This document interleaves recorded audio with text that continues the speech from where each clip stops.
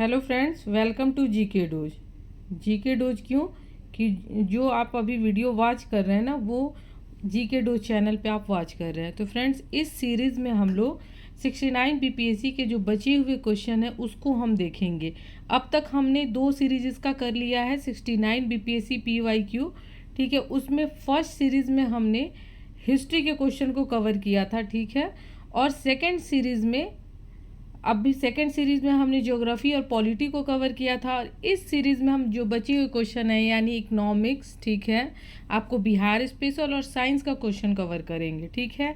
अब हम देखते हैं क्वेश्चन नंबर 61, ठीक है। 61 में है, दिवाला और शोधन अक्षमता के संबंध में निम्नलिखित कथनों पर विचार कीजिए।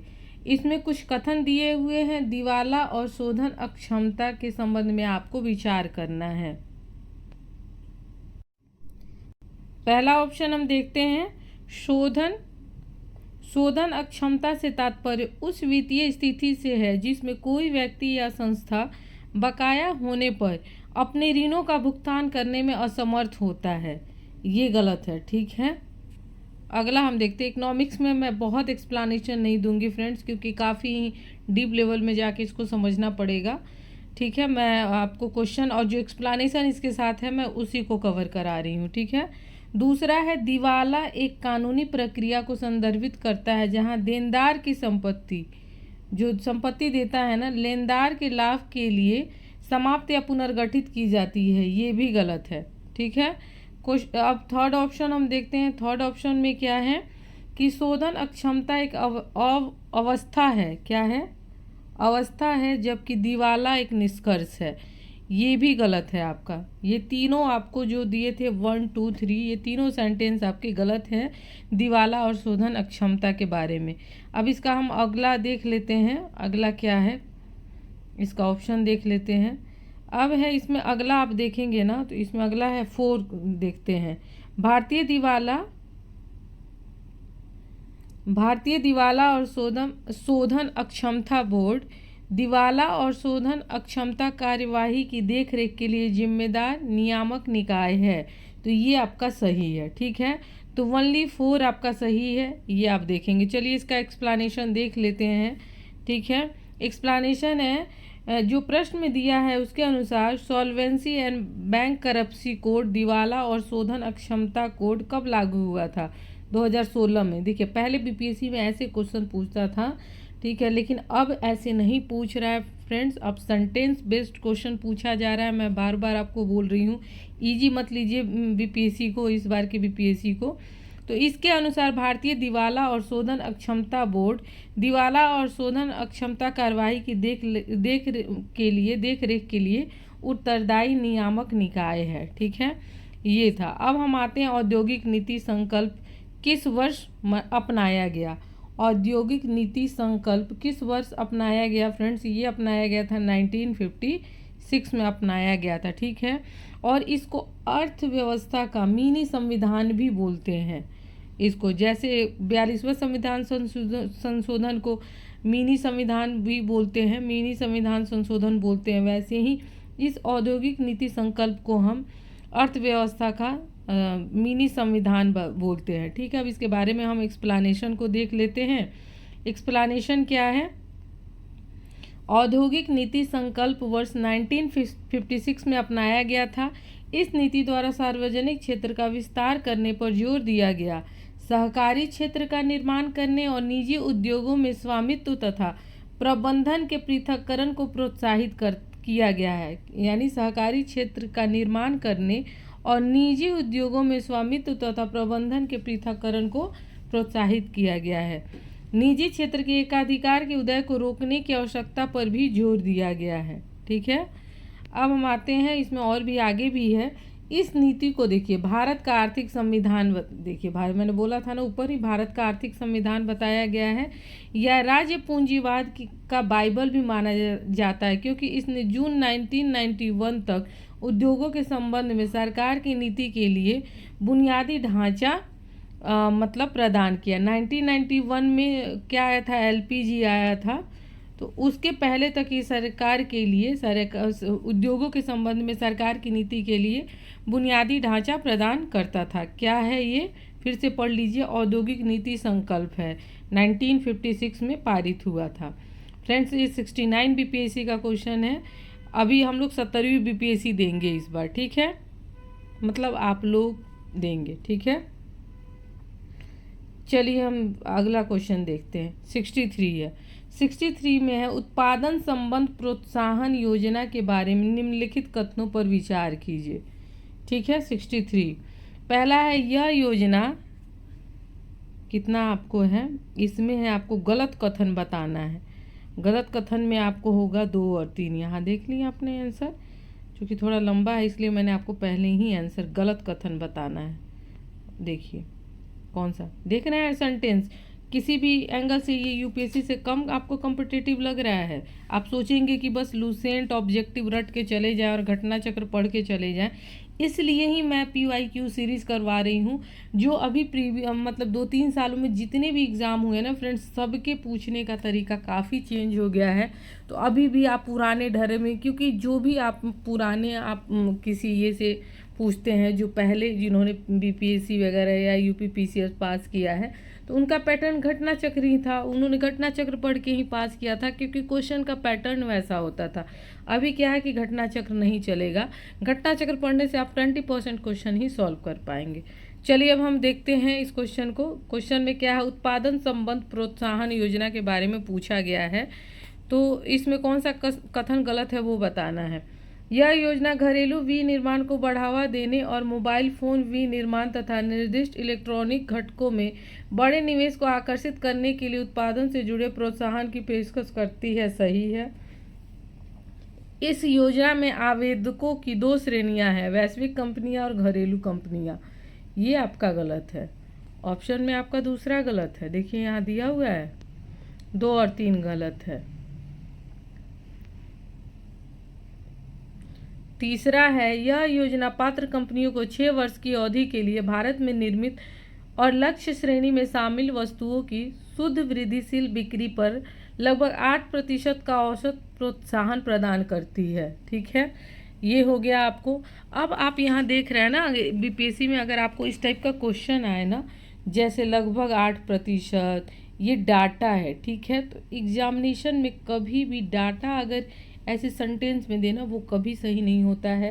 तो अगर आपको ऑप्शन में सेलेक्ट करने में प्रॉब्लम हो तो ये ट्रिक आप लगा सकते हैं, वहाँ पे अप्लाई कर सकते हैं कि डाटा अगर क्वेश्चन में फैक्ट ऐसे सेंटेंस में है तो वो 99% गलत ही होता है। चलिए एक बार मैं क्वेश्चन ट्रिक पे भी मैं आपसे कैसे एलिमिनेट करेंगे उस पर मैं एक वीडियो बना के आपसे डिस्कस करूँगी। अभी हम लोग फ़िलहाल क्वेश्चन को कवर करते हैं। PLI के तहत लक्ष्य श्रेणी में 1 में लैपटॉप, 2 में टैबलेट, 3 में all in one PC server और अल्ट्रा स्मार्ट फॉर्म फैक्टर शामिल होंगे। तो ये आपको कौन सा गलत है, 2 और 3 कथन गलत है।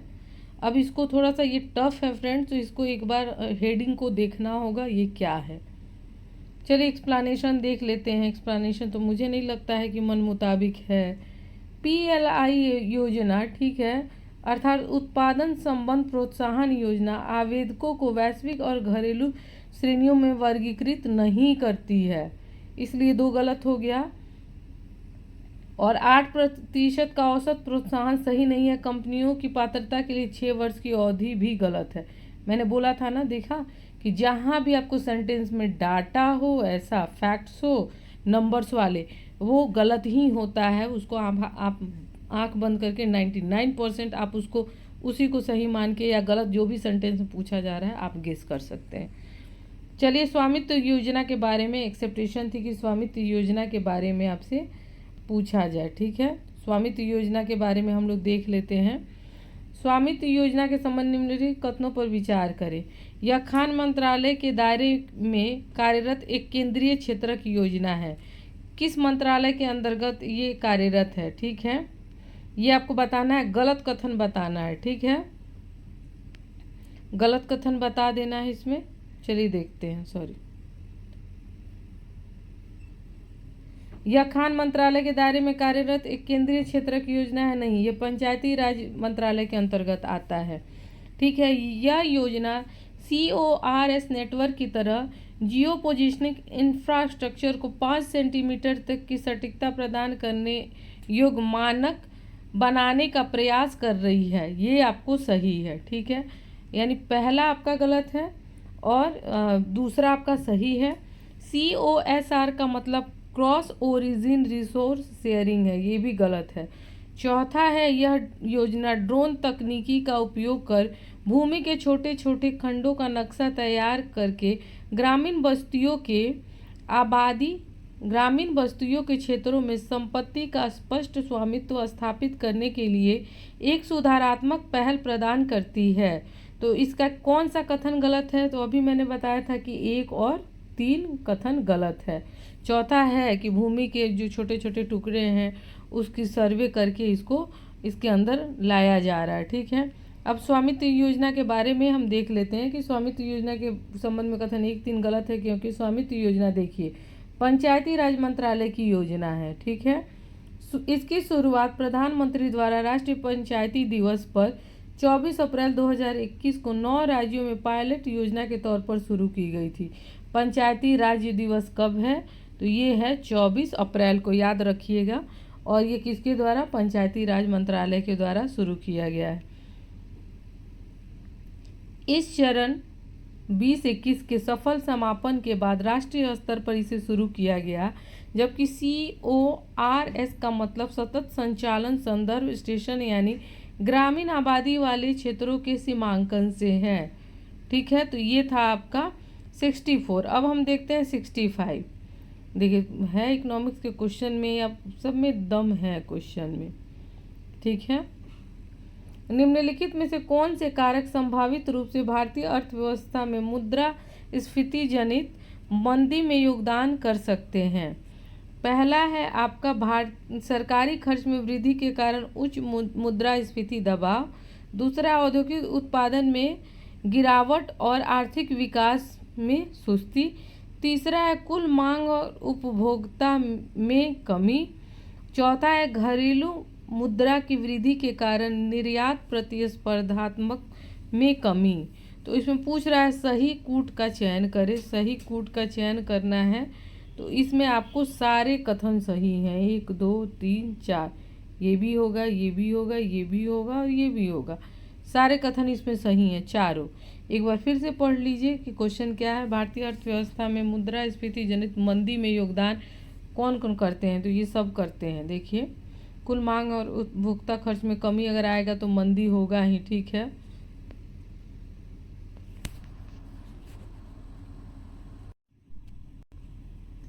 अब हम देख लेते हैं अगला क्वेश्चन। अगला क्वेश्चन है क्वेश्चन नंबर 66। क्वेश्चन नंबर 66 आपका आर्थिक सर्वेक्षण 2023 से पूछा गया है। तो इस बार का भी सर्वेक्षण पढ़ना होगा और प्लीज़ फ्रेंड्स यूट्यूब से बिल्कुल उसको नहीं पढ़ना है। बजट सर्वेक्षण आपको खुद से पढ़ना है, नोट्स बनाना है, तभी आप ऐसे क्वेश्चन बना पाएंगे। नहीं तो पता चलेगा यूट्यूब पे बजट और आर्थिक सर्वेक्षण के नाम पे बस व्यू बढ़ाया जा रहा है, डाटा फैक्ट्स रटवाए जा रहे हैं। तो आप खुद से आर्थिक सर्वेक्षण, कम से कम एग्जाम दे रहे हैं तो आप खुद से इतना तो प्रयास करें कि खुद से पढ़ लें। ये काफ़ी इम्पोर्टेंट आपको ये होता है, क्या बोलते हैं, मतलब आपके एग्ज़ाम के लिए काफ़ी इम्पोर्टेंट है, जिस स्टेट का एग्ज़ाम दे रहे हैं और केंद्र का भी। चलिए 2023 का हम देखते हैं इसके बारे में क्या पूछा गया है। निम्नलिखित में से कौन से कथन भारत में प्रत्यक्ष विदेशी निवेश की प्रवृत्ति का वर्णन करते हैं? प्रत्यक्ष विदेशी निवेश की प्रवृत्ति का वर्णन करते हैं, इसमें से कौन सा करता है? तो ये हम पहले देखेंगे। निजी क्षेत्र की कम भागीदारी के कारण इसके में कमी आई है, गलत है, ठीक है। महामारी से पहले के स्तर की तुलना में इसमें वृद्धि हुई है। टेलीकॉम सेक्टर में पूरी तरह से सुधार होने के बाद भी किसी वित्तीय वर्ष में बिना घटे इसमें तेजी से बढ़ोतरी हुई है। अप एंड डाउन किया, ऐसा नहीं कि बस बढ़ोतरी ही हुई है। कमजोर वैश्विक आर्थिक स्थिति के कारण, ठीक है, इसमें कमी आई है। तो ये केवल 4 आपका सही है फ्रेंड्स, ये केवल 4 सही है। तो ये चीज़ इस बार के भी बजट में आप पढ़ लीजिएगा। तो आपका ऑप्शन क्या है? ओनली सी, यानी केवल 4। देखिए यहाँ पे दे भी रहा है ऑप्शन में। चलिए क्वेश्चन नंबर 67 देखते हैं। केंद्र सरकार के गैर योजना व्यय के बारे में निम्नलिखित में से कौन सा कथन सही है? गैर योजना व्यय, ठीक है, ये लिख लीजिए कॉपी में अपने कि है क्या, इस पे नोट्स बना लीजिएगा, पढ़ लीजिएगा इसको, ठीक है। फिर इसको यूट्यूब सर्च मत कीजिएगा, गैर योजना व्यय, एक बार लुसेंट या कोई इकोनॉमिक्स की बुक को ओपन करके इसको पढ़ लीजिएगा। तो इसमें से कौन सा कथन सही है गैर योजना व्यय के बारे में? तो इसमें आपका होगा सी, यानी इसमें व्यय आएगा ब्याज भुगतान, व्यय को होगा और ब्याज भुगतान पर होता है व्यय, इसको गैर योजना व्यय कहते हैं। चलिए एक्सप्लेनेशन देख ही लेते हैं। ब्याज भुगतान गैर योजनागत व्यय के अंतर्गत आता है, ठीक है। किसी भी लोन पे जो हम लोग ब्याज इंटरेस्ट देते हैं ना, वो गैर योजनागत व्यय में आता है, ठीक है। जबकि विज्ञान और प्रौद्योगिकी एवं कृषि पर व्यय योजनागत व्यय के तहत आता है, यानी योजनागत व्यय के अलावा अन्य सभी प्रकार के व्यय को गैर योजनागत व्यय के रूप में जाना जाता है। इसमें जैसे ब्याज भुगतान, पेंशन, राज्यों और केंद्र शासित प्रदेशों की सरकारों को संवैधानिक हस्तांतरण आदि को सम्मिलित किया गया है। ब्याज भुगतान गैर योजना व्यय है, पेंशन भी है, राज्य और केंद्र शासित प्रदेश की सरकारों को जो संवैधानिक हस्तांतरण होता है ना, वो भी आपको गैर योजना व्यय के अंतर्गत आता है। चलिए अगला क्वेश्चन देखते हैं। वैश्वीकरण और भारत पर इसके प्रभाव के बारे में निम्नलिखित में से कौन सा कथन सत्य नहीं है? सत्य नहीं है, आपको ये बताना है। तो इसमें हम लोग देखते हैं निर्यात में वृद्धि और आयात में, देखिए वैश्वीकरण का भारत पर क्या प्रभाव पड़ा था, तो ये आपको स्टेटमेंट में दिया हुआ है, सेंटेंस में दिया हुआ है, और इसमें से कौन सा प्रभाव सही नहीं है ये बताना है। तो क्या वैश्वीकरण होने के बाद निर्यात में वृद्धि हुई है और आयात में वृद्धि से अधिक है? निर्यात में वृद्धि, निर्यात भारत का आयात से अधिक नहीं है, तो ये ही गलत हो जा रहा है। अब तो मिल गया आपको आंसर। इससे प्रत्यक्ष विदेशी निवेश का प्रभाव बढ़ा है, ठीक है, प्रवाह बढ़ा है।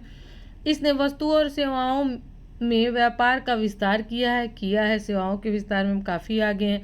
उपयुक्त में से कोई नहीं, तो आपको ए आंसर मिल गया। चलिए हम अगला प्रश्न देखते हैं। अगला प्रश्न है 69, ठीक है। 69 को देखते हैं। संघ सरकार के वित्त में नवीनतम विकास के बारे में निम्नलिखित कथनों पर विचार कीजिए, ठीक है। आपको विचार करना है। एक सेकंड,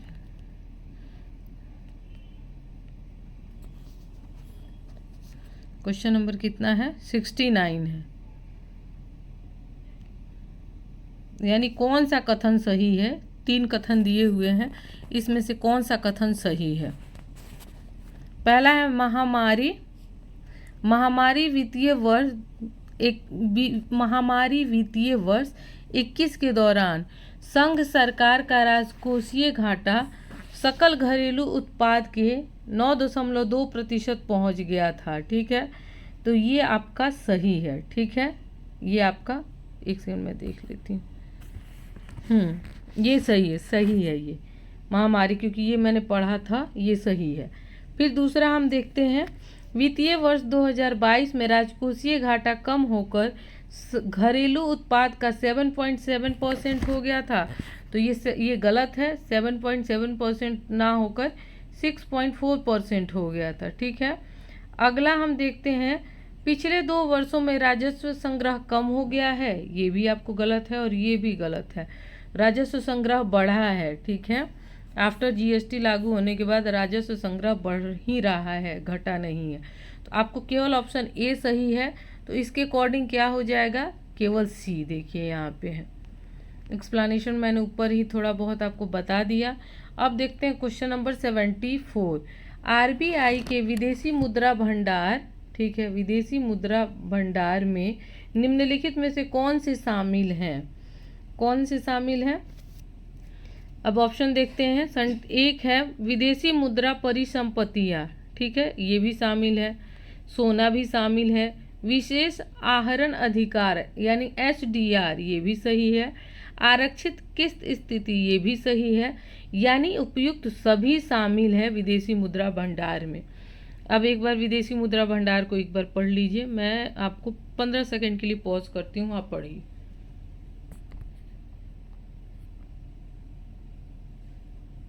यानी इसमें सभी होगा, ठीक है।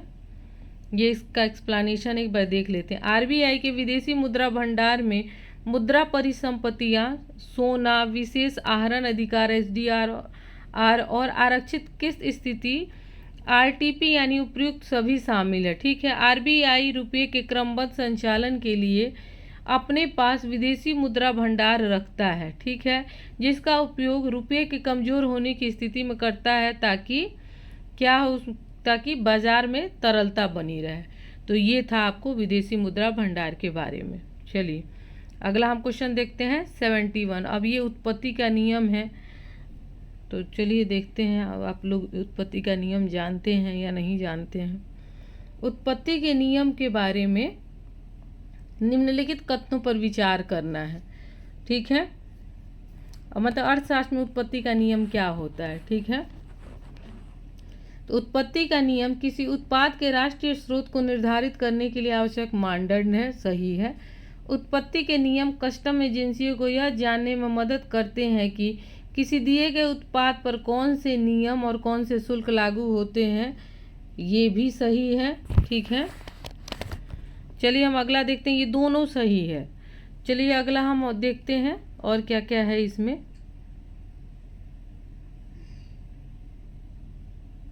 इसका उपयोग व्यापार सांख्यिकी के प्रायोजन के लिए किया जाता है।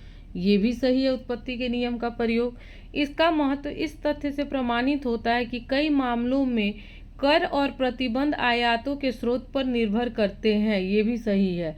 तो यानी उपयुक्त सभी सही हैं उत्पत्ति के नियम के मामले में। चलिए अगला हम प्रश्न देखते हैं। उत्पत्ति के नियम के बारे में फिर उसी को दे दिया है और उसको ही रिपीट कर दिया है। चलिए क्वेश्चन नंबर 72 देखते हैं। शिशु मृत्यु दर के बारे में पूछा है। फ्रेंड्स इंपॉर्टेंट है, हमेशा पूछता ही है ये। पढ़ लीजिए, इसको रट लीजिए, नोट्स बना लीजिए। शिशु मृत्यु दर निम्नलिखित कथनों पर विचार करना है। यह शिशु के जन्म से लेकर ठीक 1 वर्ष की आयु के बीच मृत्यु की संभावना है। ठीक है, ठीक 1 वर्ष के भीतर, जो प्रति 10,000 जीवित जन्मों पर व्यक्त की जाती है। गलत है। क्यों? 10,000 नहीं होगा, यहाँ 1,000 होगा। ठीक है। वर्ष 1950 में शिशु लिंगानुपात 189.6 थी। ठीक है, तो ये आपका सही है। 1950 में इतना था। ठीक है, अब आते हैं 2019 में। ठीक है, तो वर्ष 2019 में शिशु मृत्यु दर 30 थी। ठीक है, ये भी सही है। अब प्रेजेंट टाइम में आप देख लेंगे कि 2023-4 में क्या है शिशु मृत्यु दर। ये 2-3 सही है। चौथा हम देखते हैं क्या ऑप्शन है।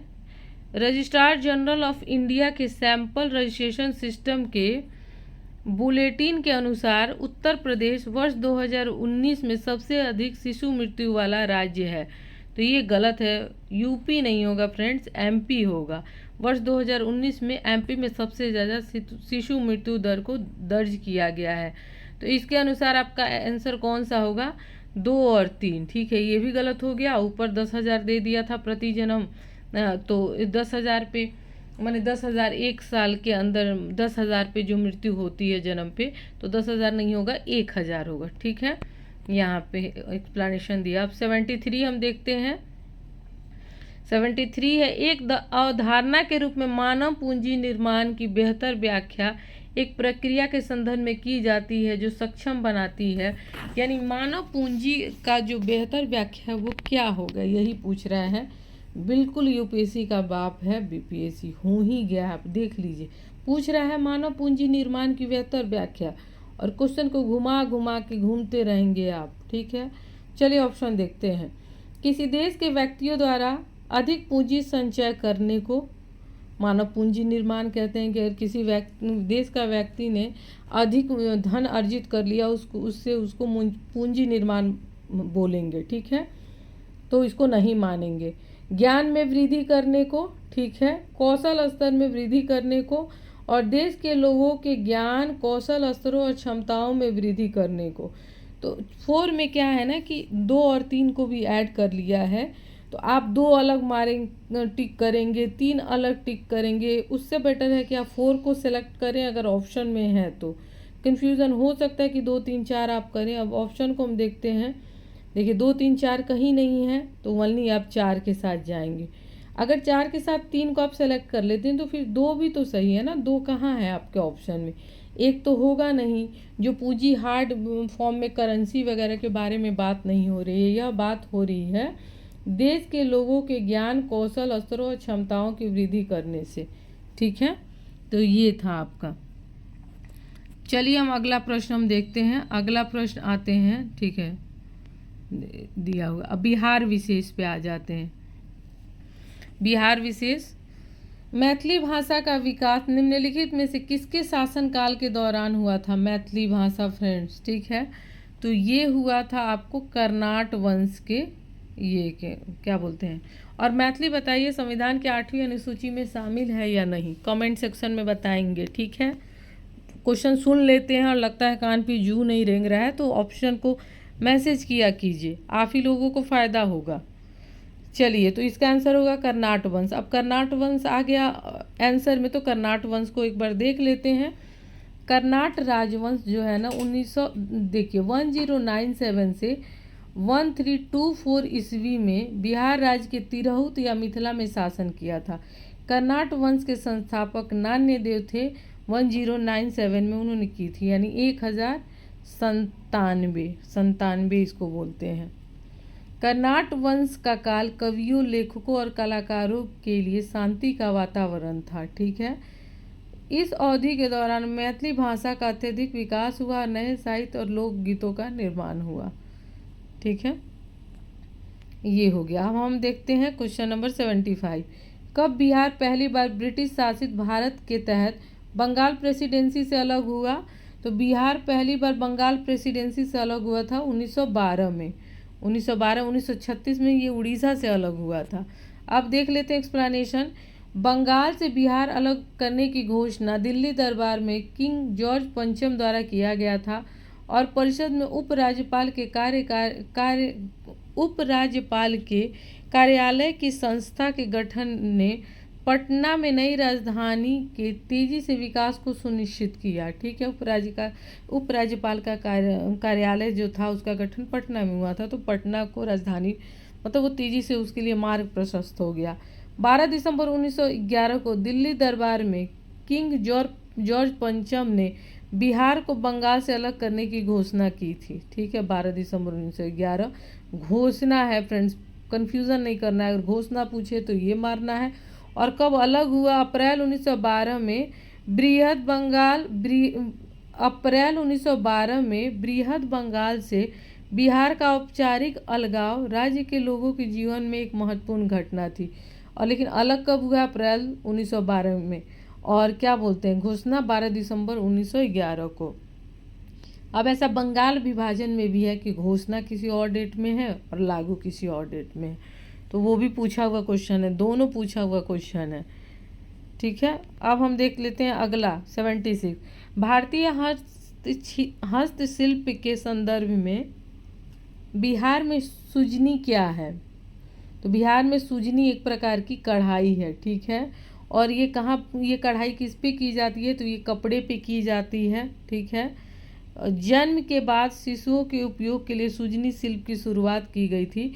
परंपरागत रूप से पुराने धोती साड़ी के टुकड़े को एक साथ सिलकर सुजनी बनाई जाती है। ठीक है, तो सुजनी है, ये क्या हस्तशिल्प की है, हस्तशिल्प का एक प्रकार है, कढ़ाई है। ठीक है, चलिए हम अगला क्वेश्चन देखते हैं बिहार स्पेशल से भी।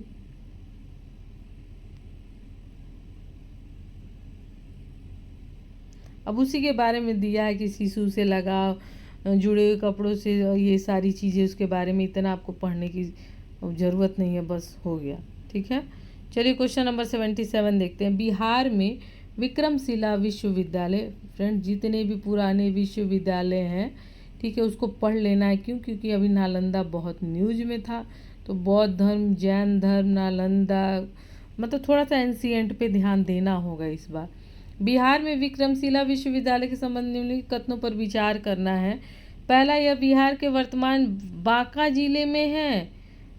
बांका जिले में है विक्रमशिला विश्वविद्यालय? नहीं है। इसकी स्थापना पाल वंश के राजा गोपाल ने की थी? गलत है, गोपाल ने नहीं की थी, धर्मपाल ने। अब ऑप्शन को भी हम एक बार 2 जब हटा देंगे तो ऑप्शन में कौन हो, बौद्ध धर्म का ब्रज यान संप्रदाय यहाँ फला फूला। देखिए 2 जब हम हटा देंगे तो 2 किस में भी हट जाएगा, इसमें भी और इसमें भी। अब या तो 1 4 होगा या 2 हट गया, ठीक है 2 कट गया, या तो 1 4 होगा या कोई नहीं होगा। अच्छे, तो ऑप्शन तो सीधे निकल गया। ये भी मैंने काट दिया, ये भी काट दिया, उपयुक्त में से कोई नहीं, तो ऐसा है नहीं। तो 1 और 4 एक बांका जिला में है, बांका जिला में नहीं है। उत्तर 1 2। अच्छा, गलत कथन पूछ रहा है ना, देखिए इसीलिए मैं क्वेश्चन पहले ऑप्शन ही देखा जाता है। कभी भी एग्जाम में आप ऑप्शन दे, कौन सा गलत कथन है। बांका में नहीं है ये, ठीक है, विक्रमशिला विश्वविद्यालय। कमेंट में बताइए कहाँ है, मैं एक्सप्लेनेशन में बताऊंगी, ठीक है। पाल वंश के शासक गोपाल ने इसकी स्थापना की थी, नहीं, ये भी गलत है। तो दोनों गलत है, यानी 1 2 दोनों गलत है। बौद्ध धर्म के ब्रजयान संप्रदाय यहाँ फला फूला सही है। यहाँ खगोल विज्ञान, तर्क शास्त्र, कानून, व्याकरण और दर्शन जैसे अन्य विषय भी पढ़ाए जाते थे, तो ये दोनों सही हैं। तो 3 4 आपका मतलब सही है और 1 2 आपका गलत है। तो गलत कथन पूछ रहा है तो 1 2। अब बिहार प्रांत के भागलपुर जिले में स्थित कहाँ है, भागलपुर जिले में स्थित विक्रमशिला एक अंतर्राष्ट्रीय ख्याति का शिक्षा केंद्र रहा है। विक्रमशिला के महाविहार की स्थापना नरेश धर्मपाल ने कराई थी, ठीक है। धर्मपाल के उत्तराधिकारी 13वीं शताब्दी तक इसे राजकीय संरक्षण प्रदान करते रहे। यहाँ 160 विहार तथा व्याख्यान के लिए अनेक कक्ष बने हुए थे। परिणाम स्वरूप विक्रमशिला लगभग 4 शताब्दियों से भी अधिक समय तक अंतर्राष्ट्रीय ख्याति का विश्वविद्यालय बना रहा। विश्वविद्यालय में अध्ययन के विशेष विषय व्याकरण, तर्कशास्त्र, मीमांसा, तंत्र आदि थे। आचार्यों में दीपंकर श्रीज्ञान का नाम सर्वाधिक उल्लेखनीय है, जो इस विश्वविद्यालय के कुलपति थे। बख्तियार खिलजी नामक मुस्लिम आक्रमणकारी ने सन 1193 के आसपास इसे नष्ट कर दिया था, ठीक है। चलिए हम अगला क्वेश्चन देखते हैं। 78 में है, इसमें कौन सा राष्ट्रीय उद्यान या वन्य जीव अभ्यारण्य बिहार में है, कौन सा राष्ट्रीय और वन्य जीव अभ्यारण्य, ठीक है। अब हम आपको यहाँ पे दिखा रहे हैं, वाल्मीकि राष्ट्रीय उद्यान है बिहार में, यानी ये ऑप्शन आपका गलत हो जाता है, और ये भी एक ये है। दुधवा राष्ट्रीय उद्यान नहीं है, 2 नहीं होगा, तो ये मैंने पहले ही, ये यूपी में है। गजनेर आपको ये भी नहीं है, यानी 1 और 4 होगा। भीम बांध वन्य जीव अभ्यारण्य है, यानी आपको वन्य जीव अभ्यारण्य एक बार पढ़ लेना चाहिए, 1 और 4।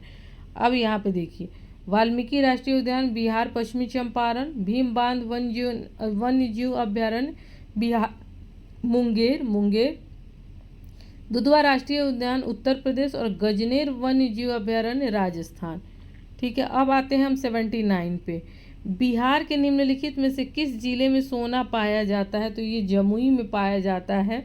सोना बिहार के जमुई जिले में पाया जाता है। पहले सोना मुंगेर जिले में पाया जाता है, जिसमें जमुई भी शामिल था, बाद में जमुई से अलग हुआ है, तो जमुई ही आंसर होगा, ठीक है। अगला हम देखते हैं 80। त्रिवेणी नहर का निर्माण निम्नलिखित में से किस नदी पर किया गया है, तो त्रिवेणी नहर का निर्माण गंडक नदी पे किया गया है, जो बिहार के उत्तर पश्चिम भाग में बहती है, ठीक है।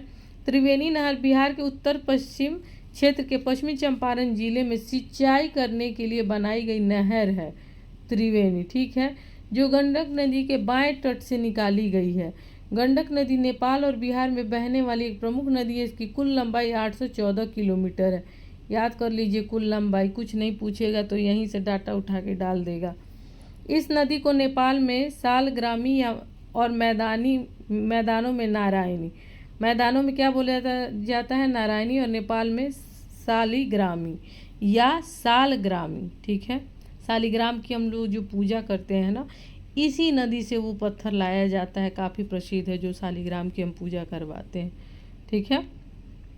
अब बिहार की भौगोलिक संरचना आपको बताना है। धारवाड़ क्रम की चट्टानें, विंध्य क्रम की चट्टानें, ये आपको बताना है कि कैसे कैसे ये मैच होगा। थोड़ा सा मैं छोटा कर दूँ, नहीं आपको नहीं, एक्सप्लेनेशन में ये आपका क्लियर हो जाएगा। धारवाड़ चट्टान प्रणाली, विंध्य चट्टान प्रणाली, क्वाटरनरी चट्टान प्रणाली और तृतीयक चट्टान प्रणाली। अब सब के बारे में यहाँ दिया है, मैच करना है। तो चलिए हम आते हैं, इसका देख लेते हैं एक्सप्लेनेशन। इसका आंसर होगा 3, 4, 1, 2, यानी धारवाड़ क्रम की जो चट्टानें हैं ना, वो सबसे पुरानी आर्कियन रॉक सिस्टम है। विंध्य क्रम की चट्टानें बलुआ पत्थर, चूना पत्थर, डोलोमाइट, क्वार्टरजाइट, सेल इस चट्टान के प्रमुख घटक, इसीलिए तो ये जहाँ इसका विस्तार है ना, वहाँ खनिज ज़्यादा पाया जाता है, खनिज संसाधन से वो स्टेट रिच है। क्वाटरनरी चट्टान प्रणाली हिमालय और प्रायद्वीपीय नदियों द्वारा मिट्टी आदि के तीव्र जमाव से निर्मित तृतीयक चट्टान प्रणाली पश्चिमी चंपारण जिले में पाई जा सकती है।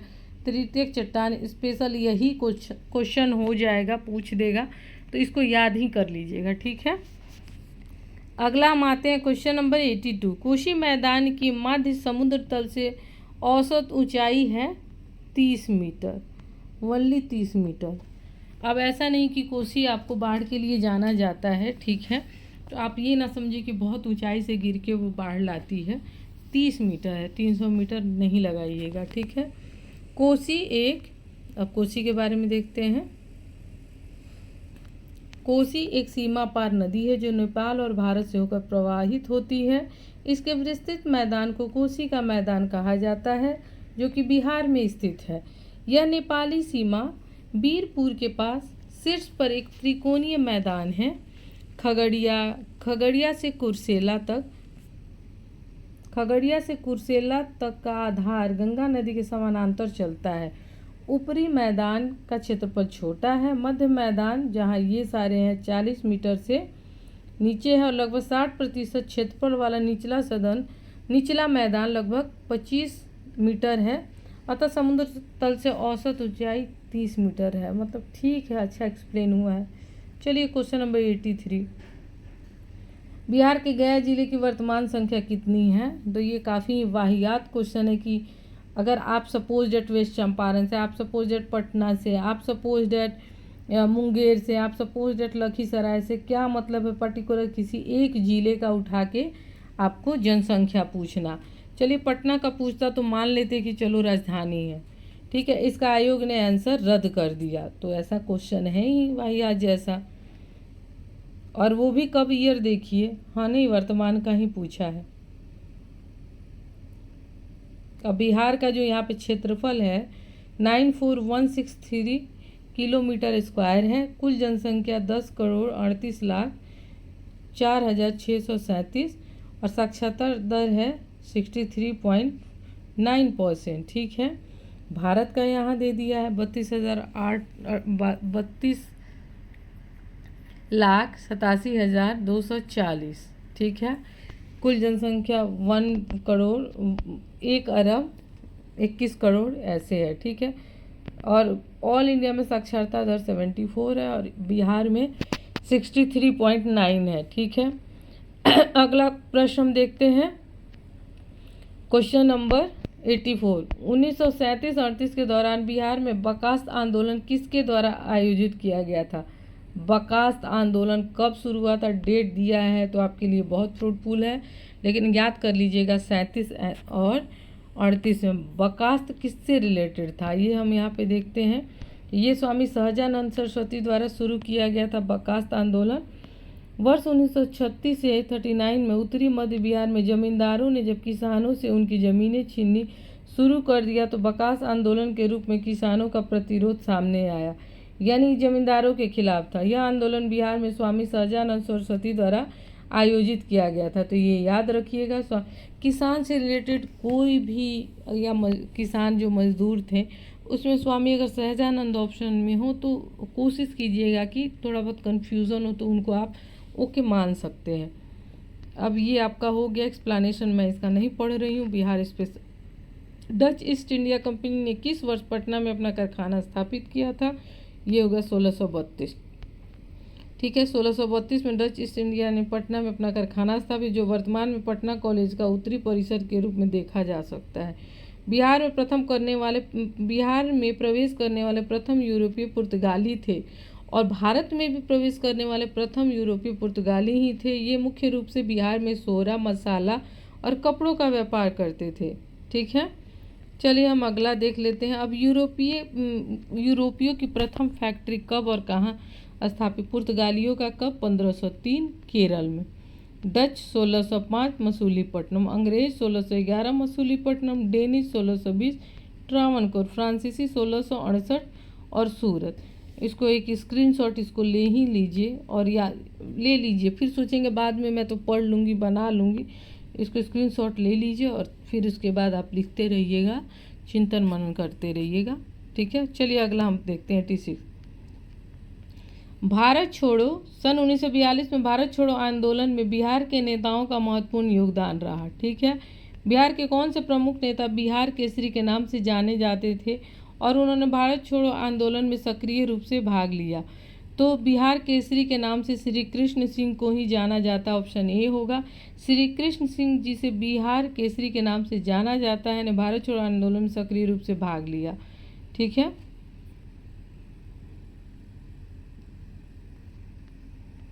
चलिए अगला हम देखते हैं क्वेश्चन। अब उनके बारे में यहाँ पूरा एक्सप्लेन है कि तो वो जो बिहार स्पेशल में हम इस चीज़ को देख लेंगे। बिहार का वह रसोइया जिसने 1917 में महात्मा गांधी की हत्या के प्रयास को विफल करने के लिए उनके भोजन में मिले जहर से उनकी जान बचाई थी, ये थे बत्तख मियाँ। ठीक है, पता नहीं बीपीएससी ने ये कहाँ से ही रिसर्च करके कंटिन्यू पूछ रहा है 2-3 साल से। बत्तख मियाँ मोतिहारी नील कोठरी में खानसामा थे, यानी मुख्य रसोइया थे, जहाँ पे गांधी जी मोतिहारी कोठी के मैनेजर इरविन से मिलने गए थे। उस समय मतलब इनको जहर देने का प्रयास किया गया था, लेकिन उनके रसोइया खानसामा ने उन्हें बत्तख मियाँ ने बचा लिया। ठीक है, अब वहाँ क्यों गए थे? तो वहाँ पे 3 कठिया पद्धति प्रचलित था, उसी के विरोध में वो उसे समाप्त करने के लिए अंग्रेजों से मतलब उन्होंने दौरा किया और चंपारण सत्याग्रह हुआ था। ठीक है, क्वेश्चन नंबर 88 देखते हैं। बिहार सरकार ने किस वर्ष तक कार्बन उत्सर्जन कम कर बिहार राज्य को प्रदूषण मुक्त बनाने का, ये काफ़ी इम्पोर्टेंट है फ्रेंड, ये याद रखिएगा। तो ये 2040 होगा। 2040 तक बिहार को प्रदूषण मुक्त बनाने के लिए संयुक्त राष्ट्र पर्यावरण कार्यक्रम के साथ एक MOU पर हस्ताक्षर किसने किया है? बिहार सरकार ने। ऑप्शन में कहीं नहीं है तो आयोग ने इसको हटा दिया था। 88 हो गया। अच्छा, ये 88 फ्रेंड्स यहाँ तक हो गया 88। अब ये जो क्वेश्चन है ना फ्रेंड्स, ये आपका है साइंस का, आप देख रहे हैं साइंस का क्वेश्चन है। तो इसको अब हम कल कवर करेंगे, फिर बहुत लंबा वीडियो चला गया। 88 तक आपका क्वेश्चन कवर हो गया। 88 के बाद कल हम लोग कवर करेंगे।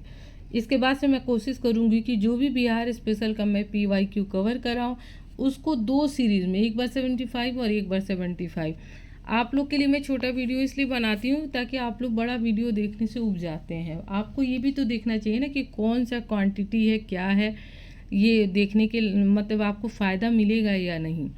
तो प्लीज़ अगर आप हमारे इस चैनल GK डोज पर नए हैं, ठीक है, पहली बार विजिट कर रहे हैं, तो आप हमारे इस चैनल को सब्सक्राइब करें, शेयर करें और लाइक करें। फिर मैं जो इसमें का रेस्ट बचा हुआ है 88 के बाद, फिर मैं एक और नए सीरीज के बाद एक और नए सीरीज के साथ मैं कल आऊँगी। और ऐसे आपका 69 जो BPSC का क्वेश्चन पेपर है ना, वो 4 सीरीज़ में फ्रेंड्स ख़त्म हुआ है। तो मैं इसके बाद से 2 सीरीज़ में ख़त्म करूँगी, 4 सीरीज़ में नहीं। जबकि आपका एग्ज़ाम है तो आप तो सीटिंग में, एक सीटिंग में 150 क्वेश्चन बनाएंगे, क्या मतलब है कि 4-4, 5-5 वीडियो बने। ठीक है फ्रेंड्स, अब पढ़िए इसको, देखिए। ठीक है, कहीं भी किसी भी टॉपिक में अगर आपको लगता है तो उसको सर्च वगैरह करके नोट्स वगैरह, और स्पेशली जो मैं आपको बोलती हूँ उसको तो ज़रूर बना लिया कीजिए, आपको ही फ़ायदा होगा एग्जामिनेशन। और चलिए फ्रेंड्स, फिर मिलते हैं कल दूसरे वीडियो में, बाकी का जो कंप्लीट करेंगे। तब तक के लिए स्वस्थ रहें, मस्त रहें, पढ़ते रहें। जय हिंद।